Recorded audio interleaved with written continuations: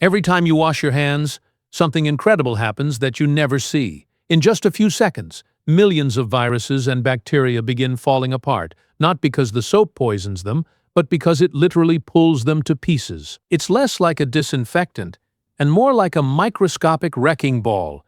But here's the part almost nobody knows. The secret behind that ordinary bar of soap doesn't begin in a laboratory. It begins with simple oils and fats, harvested long before they ever reach a factory. Somehow, those everyday ingredients are transformed into one of humanity's most powerful defenses against disease. So how does that transformation happen? And why can something so ordinary do what water alone never could? The answer is a story of chemistry, engineering, and one tiny molecule that changed human history. The oil that builds the weapon. Every bar of soap starts as fat. For most of human history, that fat came from slaughterhouses, rendered animal tallow, boiled down and reused. Modern soap makers replaced it with something gentler. Plant oil.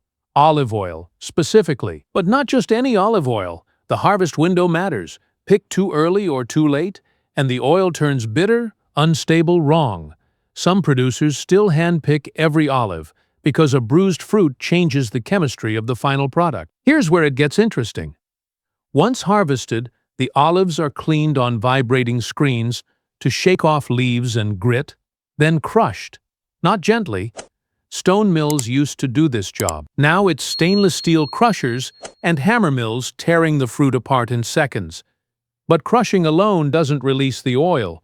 The paste has to be worked, mixed, kneaded. This step is called malaxation, and it's not just mixing for the sake of mixing. It forces tiny droplets of oil to merge into bigger ones, droplets that are finally large enough to extract. Then comes the separation. The paste spins inside a centrifuge at extreme speed, and centrifugal force does something water can't. It rips the oil away from the solids and water in seconds. What's left after filtration is pure olive oil, clean, ready, and still nowhere close to becoming soap. Violent reaction hiding in your soap dish. Now here's the twist almost no one considers. Olive oil isn't soap. Soap doesn't exist yet. To create it, that gentle, edible oil has to be forced into a chemical collision with something aggressive. Sodium hydroxide. Caustic soda. This isn't a soft mixture. It's a full chemical war happening inside a stainless steel vessel heated to somewhere between 100 and 150 degrees Celsius. The oil and the caustic soda react in a process called saponification, and it doesn't stop until every fat molecule has been rewritten at the molecular level. Workers track this reaction constantly, testing the pH at every stage because the endpoint isn't optional. Too early, and the batch is caustic and dangerous. Too late, and it's ruined. The window is narrow, and it's the difference between a usable product and a wasted vat. But that's not the real reason soap works. The pH testing is just quality control. The actual transformation is happening at a level you can't see.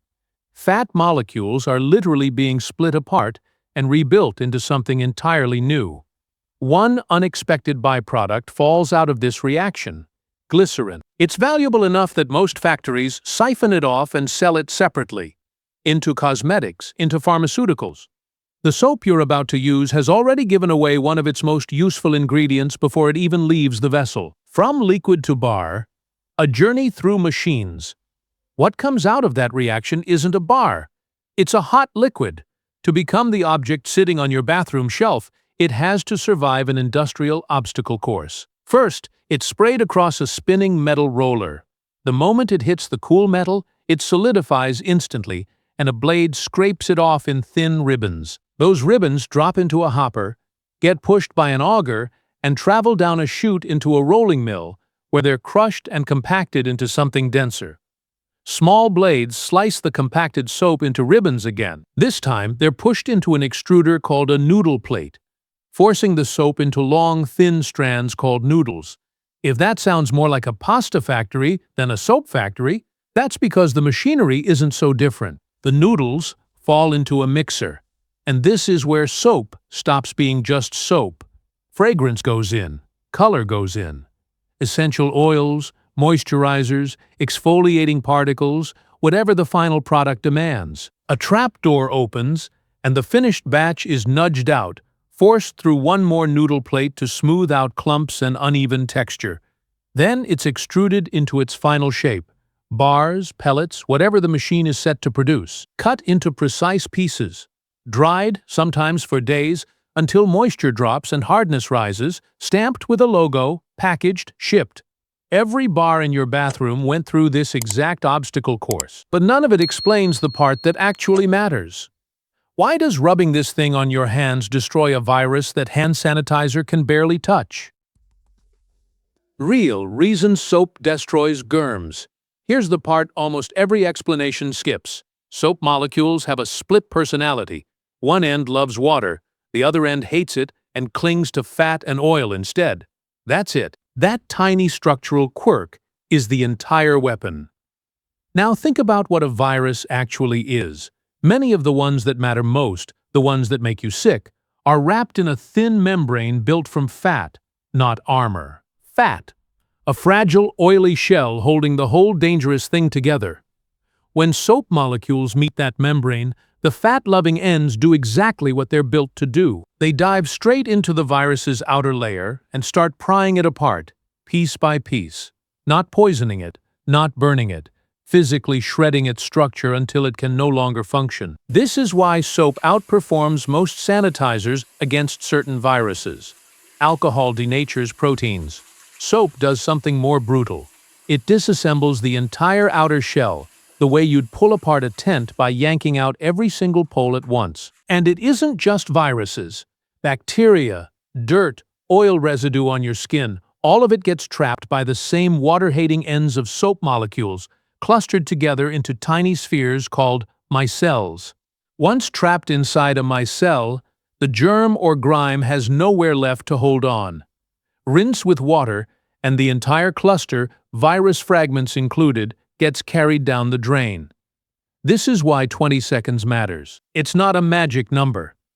It's roughly how long it takes for millions of soap molecules to physically locate, surround, and dismantle enough microbial structures to matter. 5 seconds isn't enough time for the chemistry to finish its job. Why this changes how you see your own sink. So the next time you wash your hands, you're not performing a hygiene ritual. You're running a molecular demolition operation using a weapon that started as fruit on a tree branch, survived a violent chemical reaction hot enough to reshape its atoms, got extruded through machinery built like a pasta factory, and ended up shaped, stamped, and sitting by your sink. And when it finally touches your skin, it doesn't kill anything in the way you imagine.